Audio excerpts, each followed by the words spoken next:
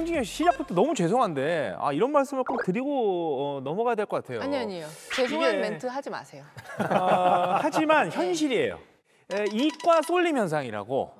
이게 학생들이 요즘 인재들이 너도 나도 수학 잘해야지, 과학 잘해야지 그래야 갈 수 있는 이과로 이제 진학을 해서 선호를 한다. 왜냐하면 그렇게 해야 좀 취업이 뭐 좀 잘 된다. 그런 얘기가 좀 있었거든요.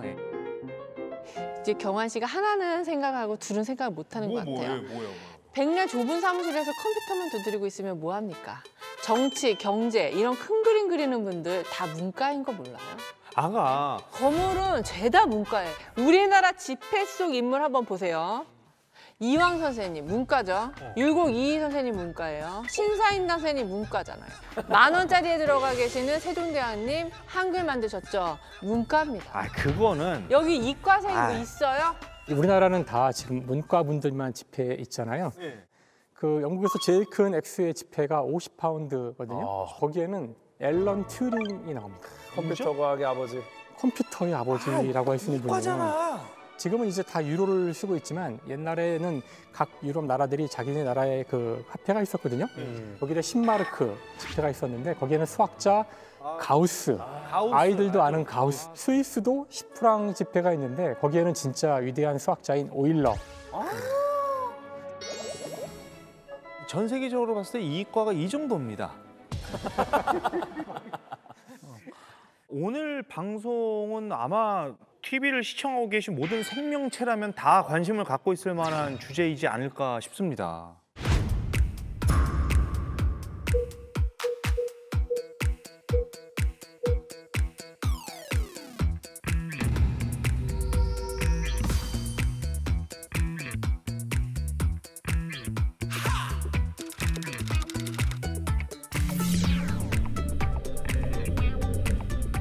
사실 많은 분들이 유전자란 얘기를 하도 많이 들으셔가지고 유전자가 좋다, 유전자가 나쁘다. 유전자와 우리의 건강과 이런 것들이 중요하게 연결돼 있다는 거는 알고 계시지만 정말 사소한 것까지 다 영향을 준다는 것까지는 모르시는 분들이 의외로 많으신 것 같아요. 그래서 오늘은 그 유전자에 대한 좀 더 디테일한 이야기들을 해보면 어떨까 생각합니다. 자, 오늘 주제인 유전자에 대해서 본격적인 토크를 나누기 전에 네, 주제와 관련해 가장 전문적인 지식을 갖고 계신 강연자를 모시고 짧지만 강렬한 강연을 통해 오늘의 주제에 대한 화두를 던지는 놀라운 5분 순서인데요. 자, 그럼 이쯤에서 세상에서 가장 발칙하고 독창적인 5분, 놀라운 5분, 오늘의 현자 모셔볼게요. 안녕하세요. 안녕하세요. 네, 저는 카이스트에서 인간 유전체학을 연구하고 있는 최정균이라고 합니다.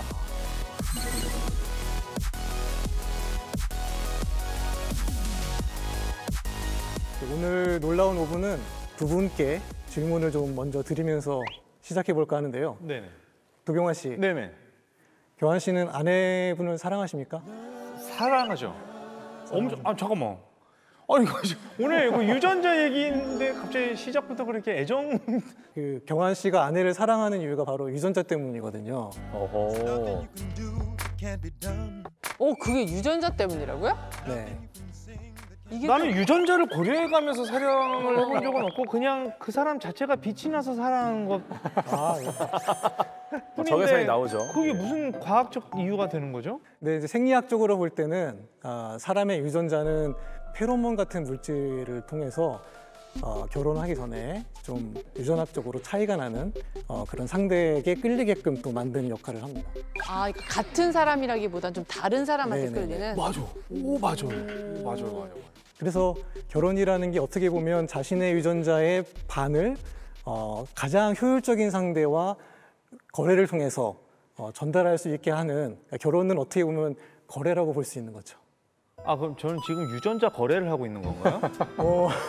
생물학적으로는 그럴 것 같습니다. 두 분은 고모하고 이모 중에 누구랑 더 친하세요?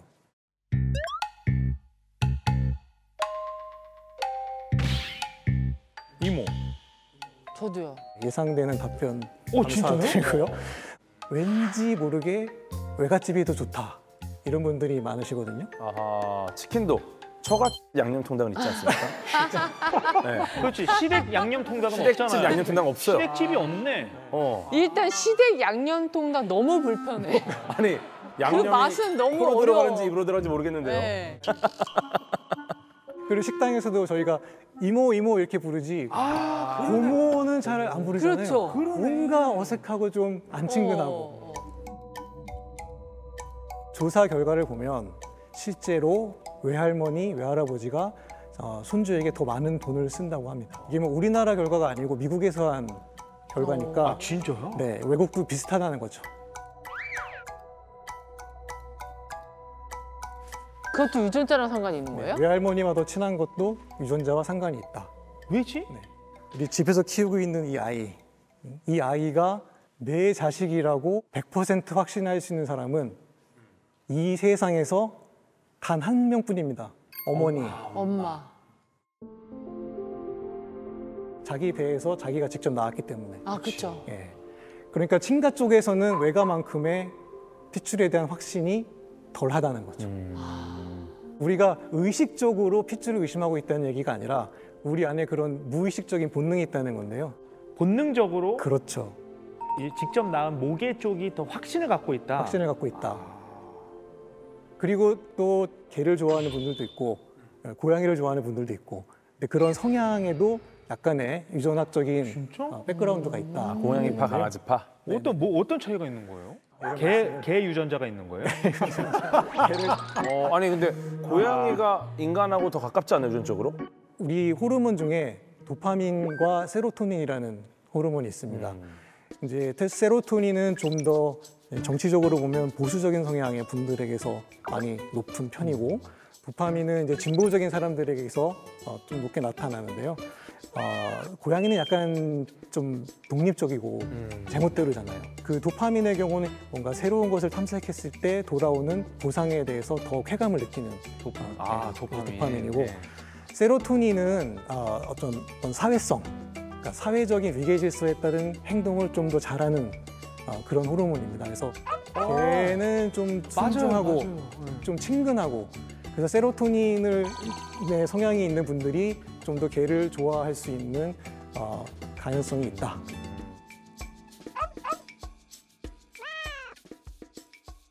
실제 이제 미국에서도 트럼프를 지지했던 주에서 고양이보다 반려견을 가진 경우가 많게 나타납니다. 야, 그런 조사 결과도 있구나. 많은 분들이 두 분처럼 유전자가 뭐 이런 것까지 결정해 이런 반문을 하실 수 있으실 것 같은데요. 리처드 도킨스가 쓴 이기적 유전자를 보면 인간은 유전자를 운반하는 생존 기계다 이런 표현을 하거든요. 사람들은 보통 내 몸속에 유전자가 있으니까 이게 내 유전자고 내가 주인이라고 생각을 하지만 사실 두뇌를 비롯해서 우리 몸의 모든 것은 유전자가 만들어낸 거죠. 그리고 어떤 학자들은 인간의 몸이란 것은 유전자가 한 번 쓰고 버리는 일회용품이다. 이런 표현을 하기까지 합니다. 그래서 유전자는 자기 자신이 번식하는 것 말고는 관심이 없는 또 인간 세상은 유전자가 지배하고 있는 것일지도 모르겠습니다. 좀 더 자세한 얘기는 차차 나눠보도록 하겠습니다. 아이고. 저 같은 사람 입장에서는 진짜 좀 인정할 수가 없는 얘기였어요. 아니 배가 고프면 배고픈 주체가 나지. 내 아니라니까? 유전자가 배가 고픈 거예요. 그러면 유전자가 배가 고팠던 거예요. 그거를 대신 먹어주고 있었던 거예요. 아니 그럼 영화를 봐도 내가 영화를 보는 건데 내 유전자가 본 거야? 유전자가 즐거우려고 대신 봐준 거지. 여행을 가도 내가 여행을 간 건데. 아니니까 얘가 가고 싶어서 간 거라고. 아니 문과 선생님들 이게 맞는 얘기 같습니까? 유전자가 인생을 결정한다는 거에 좀 동의하기 어려워요, 저는. 실제로 그렇지 않은 사례가 있기 때문에 그런데 UC 얼바인의 제임스 펄론 교수라고 네. 이 사람이 신경과학자인데요. 네. 맨날 뇌를 찍다가 자기 뇌를 찍어본 거예요. 그런데 사이코패스 뇌랑 똑같이 생긴 거예요.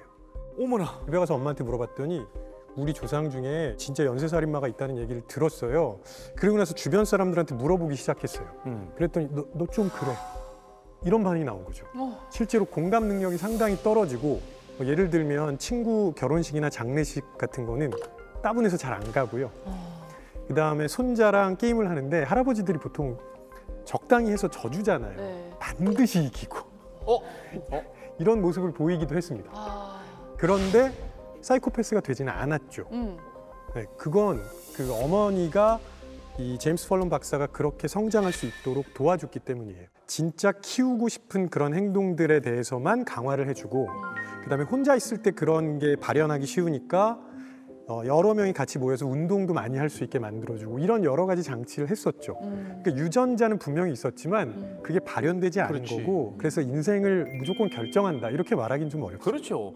뭔가 확실히 문과적으로 봤을 때 유전자가 있고 그 역할이 어느 정도 있음을 인정하지만 뭐 후천적으로 그 스위치를 끌 수도 있고 켤 수도 있고 요인들이 많다 이렇게 보시네요. 오히려 아까 그 전 사이코패스의 그 이야기에서 더 중요한 포인트는 결국 사이코패스가 되지 않았다는 것이 아니라 이 사람이 사이코패스가 되기 위한 사회성이 결여된 특성을 갖고 있었다는 게 더 중요하다고 생각해요. 그러니까 거기까지 유전자가 결정을 한 거죠.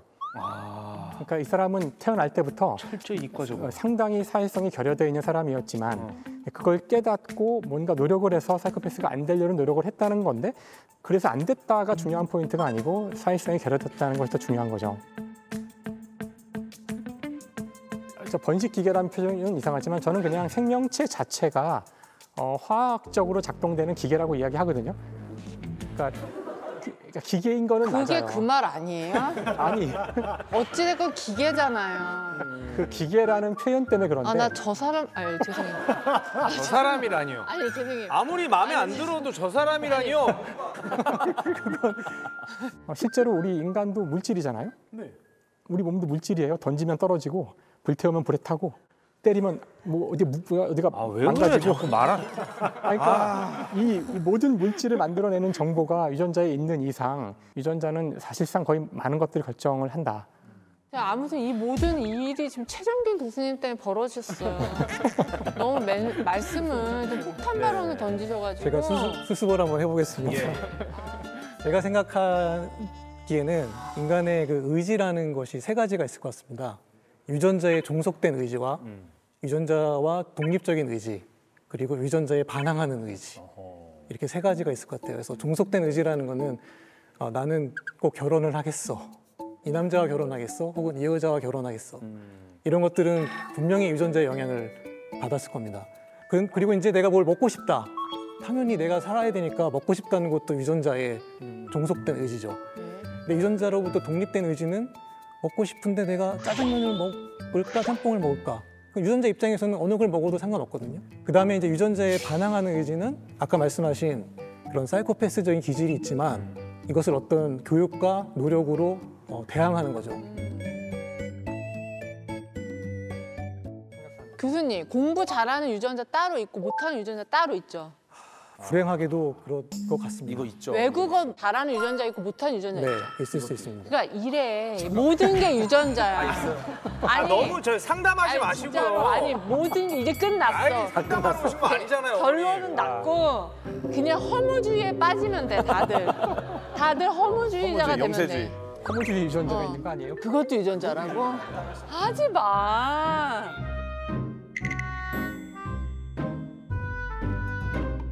끈기라든지 동기부여 또 유전이죠. 또 유전자의 영향력이 맞아요. 있고 심지어는 실전에서 시험을 좀 더 잘 보는 사람 실전에 강한 사람. 예. 그것도 유전자예요? 그것에 대한 연구도 있습니다. 운빨 아니에요, 그건? 뇌에서의 어떤 회로와 연관을 짓고 있는데요. 평소에는 공부를 상당히 잘하는데 시험 보면 조금 더 틀리는 애들, 안 되는. 원래 실력보다 안 원래 나오는 실력보다 안 친구도 되는 애들도 있고 원래 실력보다 좀 더 잘하는 애들이 있거든요. 아니 저는 오히려 이렇게 얘기해 주시는 게 고마워요. 게임 끝난 거야. 왜냐면 노력하면 할 수 있다 뭐 이런 소리 하는 사람들 있지? 제일 싫어. 그 애들한테 뭐라 할 게 아니네요. 너는 왜 공부를 남들보다 2배를 절대 뭐라 했는데 할게 성적이 안 나오냐? 어허. 내가 그것밖에 안 되는 그걸 준 거네요, 그러면? 그렇죠. 스스로 탓해야죠. 이 유전자라는 게 우리가 쉽게 볼 그게 아니네요, 진짜. 그러니까 아니 그렇게 안 봤는데 진짜 너무 자기 중심적이고 이기적이네. 그러니까 그래서 이기적인 유전자. 유전자라는 책이 있고. 맞아요. 리차드 도킨스의 책이죠. 이기적 유전자. 너무 유명한 책인데 정말 유전자는 아주 이기적입니다. 정말 뭐 어떤 뭐 다정한 부분이 아예 없어요. 뭐 어떤 의식, 심리 이런 것도 없고 그냥 염기 서열 그 자체로만 존재를 하는 거죠. 목적은 단 하나, 나를 퍼뜨려야 된다. 유전자가 이기적이라고 좀 이제 이상하게 느껴지는 표현일 수도 있어요.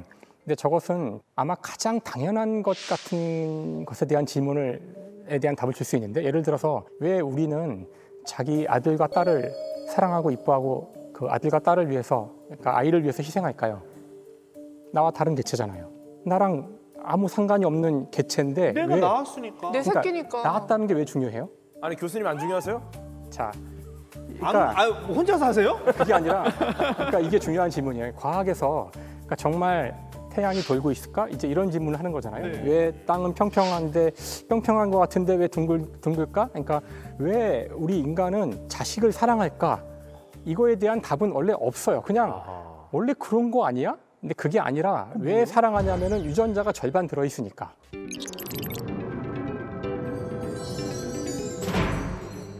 지분이 반이 내 거라서. 나는 이기적으로 행동하는 사람, 이 개체인데, 근데 그 유전자를 절반이나 갖고 있기 때문에 얘는 소중한 거예요. 그 이유 때문에 내가 자식을 사랑한다는 거죠. 그러니까 인간은 왜 자식을 사랑하는지를 설명하는 이론이에요.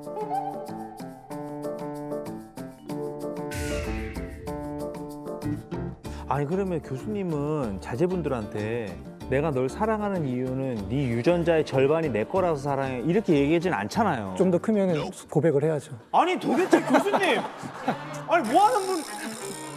조금만 더 크면 그렇게 얘기를 한다니요. 사이코패스 유전자가 있겠는데요? 죄송한데요. 교수님 좀 바꾸고 갈게요. 저기 서울대학교 쪽으로 한 번만. 카이스트 교수님이 이렇게 시크하게 솔직하게 대답하실 거라고.